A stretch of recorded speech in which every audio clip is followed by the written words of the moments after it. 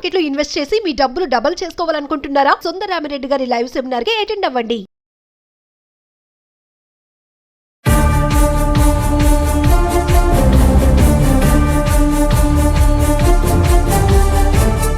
నమస్తే, welcome back to Suman TV. Present మనతో పాటు ఉన్నారు తోడు నీడ ఆర్గనైజేషన్ ఫౌండర్ రాజేశ్వరి మేడం. నమస్తే మ్యామ్.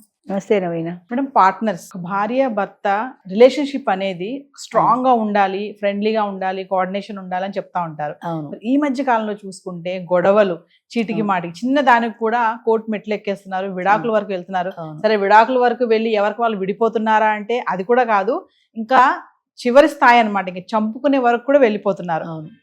అటు గాని ఇటు గాని. ఎందుకు అంటారు అంటే వివాహ బంధం అనేది ఎందుకు ఇలా బీటలు బారుతుంది అంటే, ఒకప్పుడు వివాహ బంధానికి ఒక పవిత్రత ఉండేది. అంటే మనం అగ్ని చుట్టూ ప్రదక్షిణం చేశాము, ధర్మేచ అర్ధేచ కామేచ మోక్షేచ నాతి చరామి అని మనం ప్రమాణం చేశాము. ఫ్రెండ్సెస్ ఎన్ని ఉన్నా ఆడది ఓర్పుతో భరించాలన్నారు. అది కరెక్ట్ అవునో కాదో కానీ అలా భరించారు ఆడవాళ్ళు కూడా. 4 గోళ్ల మధ్యనే ఉన్నారు తప్ప వాళ్ళు రోడ్డు మీదకి రాలా. ఇప్పుడు మనకు ఒక ఆప్షన్ వచ్చింది, డైవర్స్ అనేది. ఇంకొక ఆప్షన్ వచ్చింది, మళ్ళీ పెళ్లి అనేది.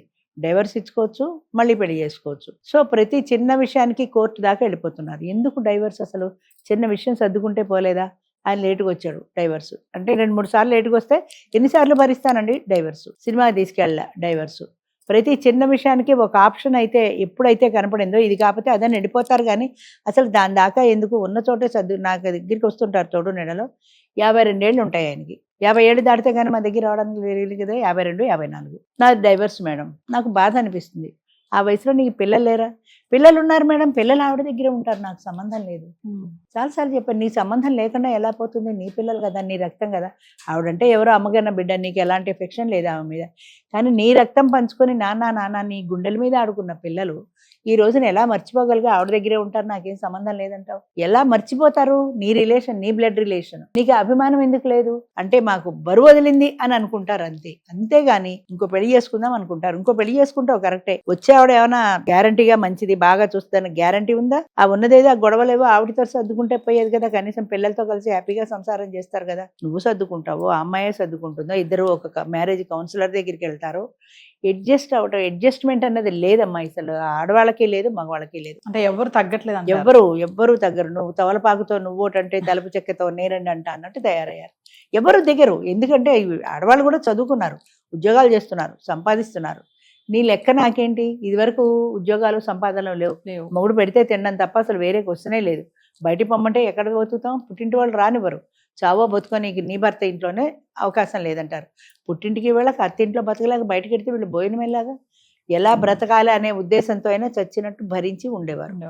అలా ఎప్పుడైతే భరించి ఉన్నారో ఈ బలహీనత మగవాడికి బలం అయిపోయింది. డామినేషన్ ఎక్కువైపోయింది. ఏం చేసినా ఎక్కడికి వెళ్ళదు అన్న ధైర్యం. ఆ డామినేషన్తో వాళ్ళు కొట్టినా తిట్టినా ఇలాగే భరించేవారు. పాపం మేల్ డామినేషన్ బాగా పెరిగిపోయింది. అలాంటి సమయంలో మనకి ఉమెన్ ఎడ్యుకేషన్ వచ్చింది. ఉమెన్ ఎడ్యుకేషన్ వచ్చిన తర్వాత ఉద్యోగము, మహిళా సాధికారత, సంపాదించుకోవడము, స్త్రీ వ్యక్తి స్వాతంత్రము ఇవన్నీ వచ్చేసాయి. ఇవన్నీ వచ్చిన తర్వాత నేను ఎందుకు పడాలి? నువ్వు 2 లక్షల ప్యాకేజీలో ఉంటే నేను 3 లక్షల ప్యాకేజీలో ఉన్నాను. నీకంటే నాకే ప్యాకేజ్ ఇష్టం, నువ్వే తగ్గు. లేదంటే నేను విడాకులు తీసుకుంటే వెళ్ళిపోతా, హాయిగా ఇంకోటి పెళ్లి చేసుకుంటా. అది కూడా పరువు పోతుంది అనుకుంటే వీడే తగ్గుతాడు, లేదా పరువు పోతుంది అనుకుంటే ఇది తగ్గుతుంది. అసలు పరువు అన్న సమస్య లేదనుకో. ఈగో ప్రాబ్లం మెయిన్ ఏంటంటే ఇక్కడ ఈగో ప్రాబ్లం. ఎవరూ తగ్గరు. ఆయన ఏదో కోపంలో వచ్చే విసుక్కున్నాడు, ఆఫీస్ నుంచి విసుగులో వచ్చాడు, ఏదో విసుగులో ఉన్నాడు, విసుక్కున్నాడు అని ఒక్క క్షణమే ఇవిడ తగ్గచ్చు కదా. ఎందుకు తగ్గాలి? నేను ఆయనకైనా విసుగు, నేను ఆఫీస్ నుంచి వచ్చాను, నాకు లేదా విసుగు అని ఈవిడ అనుకుంటుంది. ఆయన విసిగిసి ఇచ్చాడు, ఈవిడ విసిగి వచ్చింది, నాకు వండే ఓపి లేదు, బయటకు వెళ్ళి తిందామంది. బయటకు వెళ్ళి ఎందుకు తినాలి? నేను బయట తిన్నాను, ఇంట్లోనే ఉండు అంటాడు ఆయన. నేను ఇంట్లో వండలేనంటది. చిన్న విషయం. ఆయన ఎందుకో సర్దుకొని బయటకు వెళ్ళినా పోయే.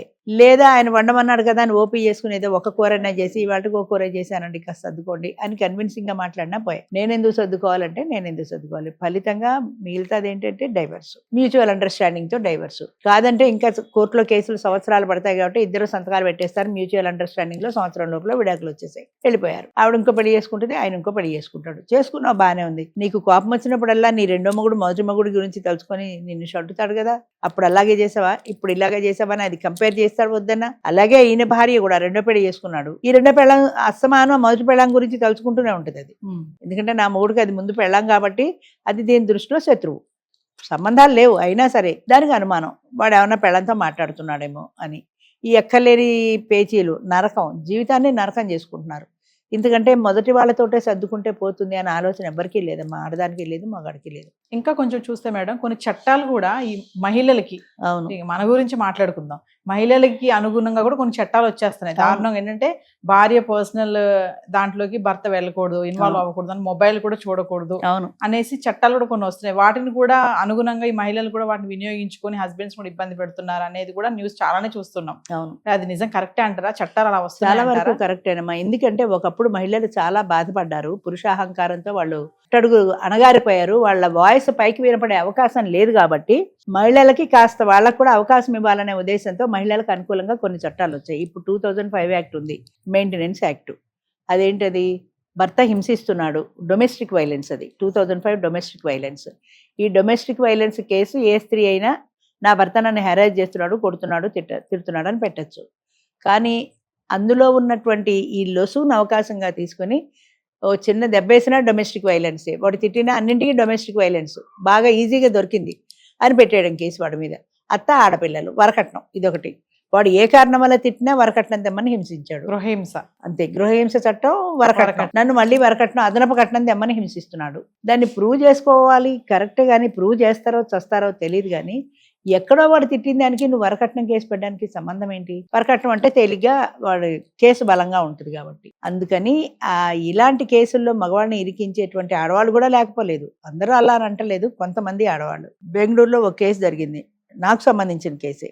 ఒక ఆవిడ డెత్ సర్టిఫికేట్ తీసుకురాలేదు. డెత్ సర్టిఫికేట్ తీసుకురాకపోతే మేము రిజెక్ట్ చేసాం ఆవిడని. ఆవిడంది నేను ఆన్లైన్లో అప్లై చేశాను, అది రావడానికి 4-5 రోజులు పడుతుంది, 4-5 రోజులు అయ్యాక ఇస్తానంది. ఈ రోజు ఉంటేనే మేము యాక్సెప్ట్ చేస్తాం, ఈ రోజు లేకపోతే యాక్సెప్ట్ చెయ్యం. నెక్స్ట్ మీటింగ్కి రా. ఆవిడ కుదరదు, నన్ను ఇప్పుడే అలౌ చేయాలంది. మేము అలౌ చేయలే. ఆవిడ లోపల హాల్లోకి వచ్చి కూర్చుంది, బయటికి వెళ్ళదు. ఆవిడ ఎలా వెళ్ళగొట్టాలి? నువ్వు ఏం తిట్టు, ఆవిడ వెళ్ళదు. సరే, ఒక ఆయన ఎవరో చేయబట్టుకుని, అమ్మ కాదు దయచేసి బయటికి రండి, కార్యక్రమం జరుగుతుంది అక్కడ, అది ఆగిపోతుంది, మీరు మళ్ళా మీటింగ్ వద్దురు. కానీ చెయ్యబట్టుకుంటే ఆయన నా ప్రైవేట్ పార్ట్స్ని టచ్ చేశాడని ఆయన మీద పోలీస్ కంప్లైంట్ ఇచ్చింది. 60 ఏళ్ల వృద్ధురాలు, అసలు నీ వయసు మర్చిపోయావా? నువ్వు రిటైర్ అయిపోయావు, 60 ఏళ్ళు నెత్తి మీదకి వచ్చి నీ ప్రైవేట్ పార్ట్స్ పట్టుకోవడానికి ఏమన్నా నువ్వు 25 ఏళ్ల పడుచు పిల్లవా? 100 మంది ఉన్న మీటింగ్ అక్కడ నడుస్తుంటే ఇంతమందిలో ఆయన ప్రైవేట్ పార్ట్స్ ఎట్లా పట్టుకుంటాడు? అసలు బుద్ధి ఉందా? ఎందుకని పెట్టిందంటే అలా అంటే కేసు బలం ఉంటుంది. ఆవిడ పోలీస్ డిపార్ట్మెంట్ లో పనిచేసి రిటైర్ అయింది, అంచేత ఆవిడకి తెలుసు ఉమెన్ కాబట్టి ఎలా అంటే కేసు స్ట్రాంగ్ గా అవుతుంది. పోలీస్ స్టేషన్కి వెళ్ళింది, నన్ను పిలిచారు పోలీస్ స్టేషన్కి. వెళ్ళాలి కదా, ఆర్గనైజేషన్ రన్ చేస్తున్నాను కాబట్టి నేను వెళ్ళాను. పెడితే ఆయన అన్నాడు, ఎందుకమ్మా ఆవిడకి సారీ చెప్పండి, కేసు వదిలించేసుకోండి, ఎందుకు ఆవిడ మెంటల్ కేసు, చెప్తే వదలటం లేదు ఆవిడ అని ఏదో చెప్పాడు ఆయన. నేను తప్పు చేస్తే తప్పకుండా సారీ చెప్తానండి, నేను తప్పు చేశానని మీరు ఒప్పుకోండి, నేను సారీ చెప్తాను.